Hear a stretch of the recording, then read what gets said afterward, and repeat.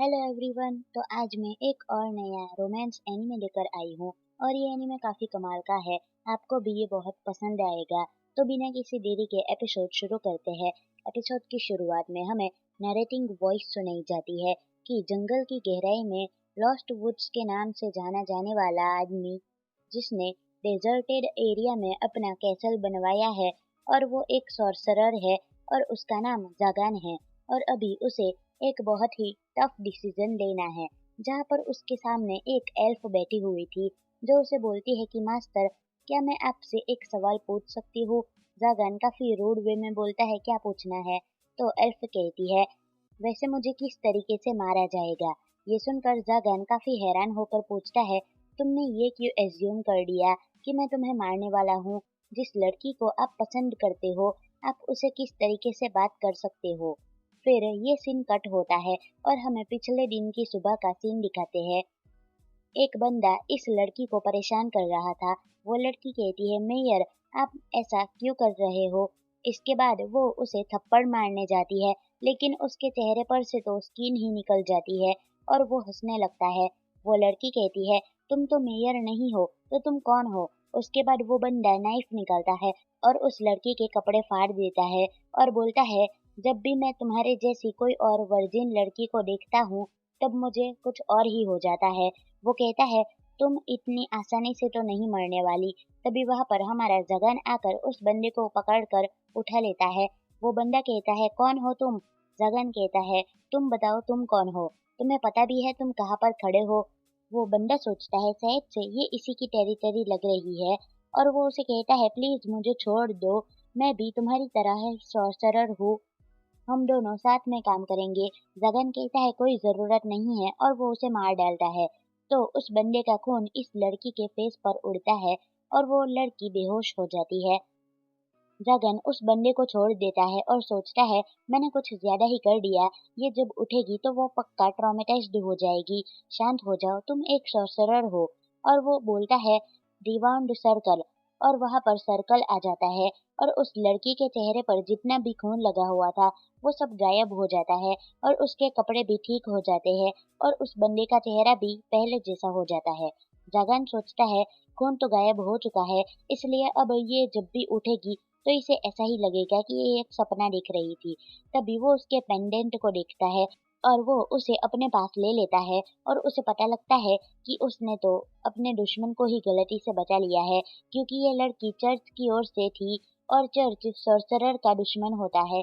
उसके बाद वो उस लड़की के पास सर्कल बनाकर टेलीपोर्टेशन मैजिक का यूज करता है और उसी वक्त उसके सर्कल पर एक मैजिक होता है।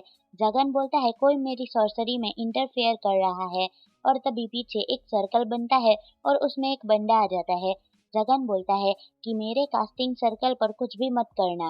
बार्बाटोस कहता है तुम तो हमेशा की तरह आज भी वैसे ही दिख रहे हो, वो सब छोड़ो, क्या कर रहे थे। जगन कहता है बस एक क्रीप को मेरे यार्ड में गंदगी फैलाने के लिए लेसन सिखा रहा था। बार्बाटोस कहता है हम सॉर्सरर है, हम बस अपनी खुद की पावर्स की रिस्पेक्ट करते हैं, हमें दूसरों की जिंदगी से कोई फर्क नहीं पड़ता है। सॉर्सरर का यही मतलब होता है। वो उस लड़की को देखकर बोलता है इस लड़की के पास तो डिसेंट अमाउंट का माना है, क्या तुम उसे सेक्रीफाइस करना चाहते हो। जगन कहता है सेक्रीफाइस करना मेरा स्टाइल नहीं है। उसके बाद वो अपना पैर मारकर उस लड़की को टेलीपोर्ट कर देता है। बार्बाटोस कहता है अगर तुम उसे यूज नहीं करना चाहते थे तो मुझे दे देना चाहिए था ना। जगन कहता है मैं सोने जा रहा हूँ, मैं रात को सॉर्सरस थॉमस देर तक पढ़ रहा था।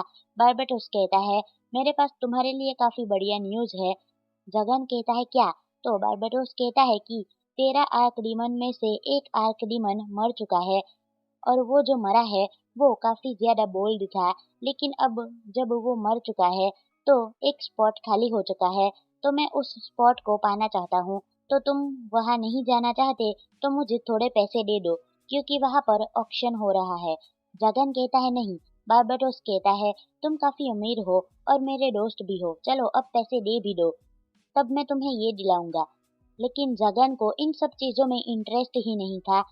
जगन कहता है आजकल नाइट्स काफी ज्यादा जोश में लग रहे हैं। बार्बाटोस कहता है कुछ लोग हैं जो किडनैप करके उन लोगों को अपने पावर को बढ़ाने के लिए यूज कर रहे हैं। अगले सीन में ये लोग ऑक्शन वाली जगह पर पहुंच जाते हैं और आर्क डीमंस ऑक्शन कर रहे थे और वहां पर काफी सारे लोग आए हुए थे और साथ में कुछ सेलिब्रिटीज भी आए थे। ये सारे भी सॉर्सरर्स ही थे। बार्बाटोस ये सब जगन को बता रहा था, लेकिन जगन को इन सब में कोई भी इंटरेस्ट नहीं था। ये दोनों आपस में बात कर ही रहे थे। तभी ये लेडी इस लायन वाले बंदे से पूछती है कि ये पर्पल हेयर वाला बंदा कौन है। तो लायन बताता है कि ये काफी खतरनाक सॉर्सरर है। वो लेडी कहती है और ये उसकी साइड में अजीब सा बंदा जगन है ना। उसके बाद ये लोग इस चीज को लेकर आते हैं जिसे ऑक्शन में रखी हुई थी और जब उस पर से पर्दा हटाया जाता है तब पता चलता है कि ये एक एल्फ है जिसे खुद आर्क डीमंस ने चुना है, इसलिए वो काफी ज्यादा स्पेशल होती है। लेकिन जब उस पर से पर्दा हटाया जाता है तो उसे देखकर हमारे जागान का दिल काफी जोर जोर से धड़कने लगता है। वो एल्फ उसे काफी ज्यादा पसंद आ चुकी थी। वो उसकी आंखों में बस जाती है। वो उसे उदास नहीं देखना चाहता था और तभी बिडिंग शुरू होती है 10,000 से। लेकिन ये तो खड़ा होकर जोर से बोलता है 1 मिलियन, मैं इसे खरीदूंगा, इसे मुझे बेच दो। 1 मिलियन सुनकर सभी लोग काफी हैरान हो जाते हैं कि एक ही बार में इतना ज्यादा। कोई आगे प्राइस बोल ही नहीं रहा था। बारबाटोस कहता है, अरे ये तुम क्या कर रहे हो? तुम एक एल्फ के लिए इतना ज्यादा पैसे क्यों लगा रहे हो? हाँ वो खूबसूरत है, लेकिन ये तुम्हारे किसी काम नहीं आएगी। जगन कहता है कि ये मुझे चाहिए, पता नहीं क्यों मगर ये मुझे चाहिए। बारबाटोस कहता है क्यों? तभी वो काफी इविल स्माइल करता है और उसे देखकर बारबाटोस भी डर जाता है। उसके बाद जगन कूद कर एल्फ के पास जाता है। जगन पूछता है कि ये बोलती क्यों नहीं है?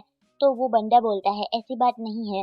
तभी जगन उस चेन के बारे में पूछता है तो वो बंदा कहता है कि इस चेन की वजह से उसकी पावर्स को हमने सील कर रखा है। हाँ, मगर इसे अनलॉक करना हमें भी नहीं आता है। मगर हमारा जगन काफी घबराया हुआ था क्योंकि इसे लाइफ में पहली बार कोई पसंद आया था।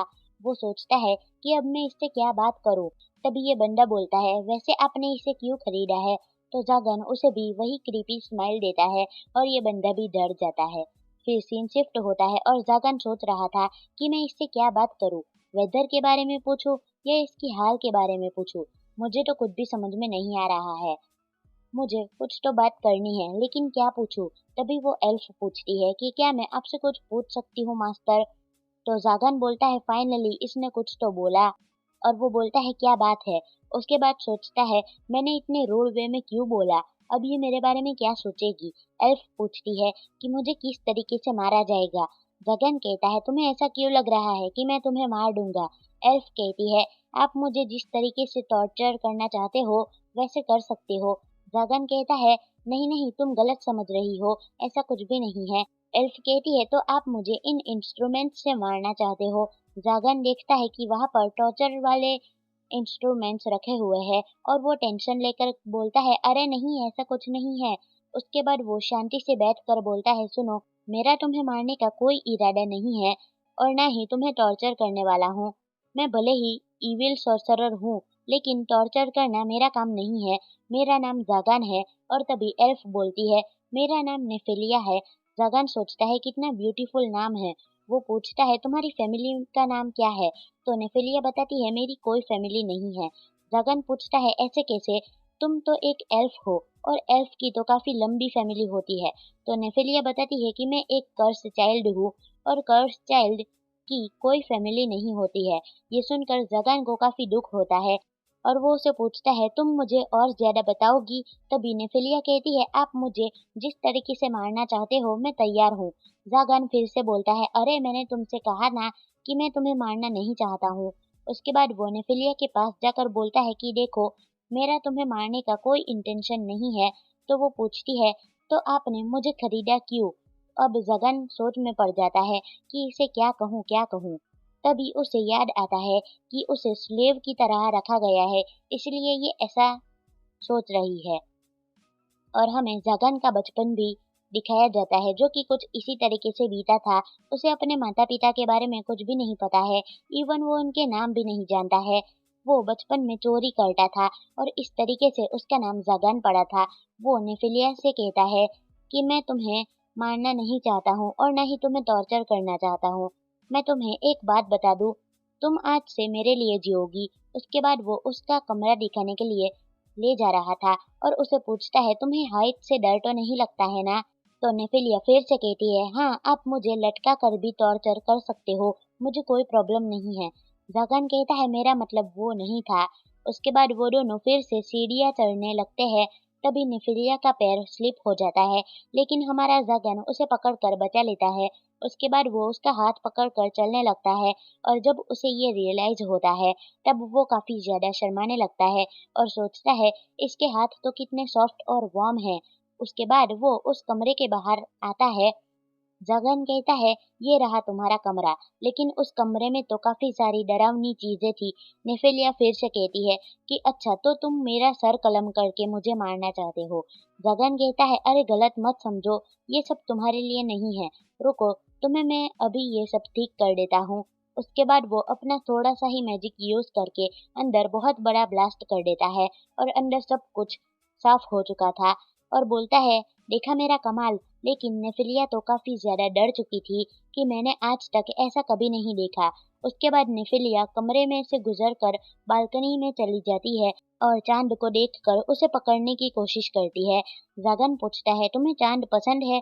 वो कहती है, पता नहीं। तभी जगन बोलता है, ये हमसे काफी दूर है ना? नेफिलिया कहती है, हाँ। जगन पूछता है कि तुम्हें कोई और कमरा चाहिए? तो नेफिलिया कहती है, नहीं, आपने मेरे लिए इतनी मेहनत से ये कमरा साफ किया है, तो मैं इसी में रहूंगी। आपका शुक्रिया। तो जागान हैरान होकर कहता है कि आज से पहले मुझे किसी ने शुक्रिया नहीं कहा। एंड नेफिलिया भी कहती है, आज से पहले मैंने भी किसी को शुक्रिया नहीं कहा।